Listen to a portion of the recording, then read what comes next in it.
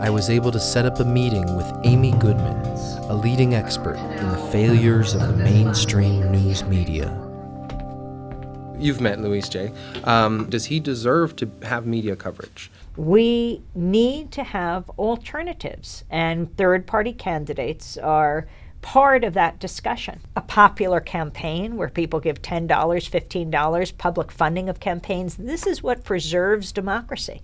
But when they rely on, an increasingly small circle of corporations and wealthy individuals, then you get the points of view you get. We are seeing billion-dollar elections now. This is unacceptable. We need to have everyone represented, especially young people, people of color. I don't believe people are apathetic, but they think that the people who run for office don't represent them.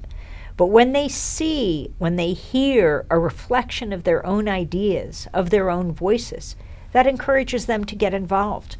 If the only way a candidate can feel fairly represented is by paying for an ad, and then they flood the airwaves, then these candidates need more and more money. Why would the networks be questioning the whole system that requires them to turn to moneyed interests when they're the beneficiaries of that money?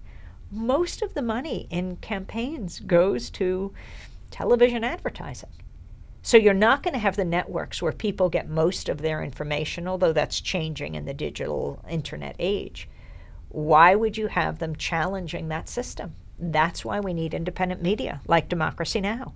Public radio, television, internet, fighting hard to open up the public spaces where you don't have to pay to play. I actually read a study that a group watching shows like The Daily Show and Bill Maher versus a group watching mainstream news were able to retain the information better than the group watching the actual news. And in fact, the news group were losing knowledge. That's right. They were less informed.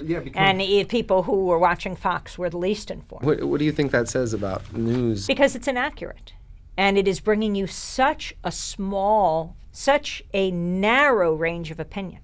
For example, when we're talking about war, there are many generals, there are many people in the military who are deeply concerned about going to war. When they express those concerns, they are not the ones who are invited on.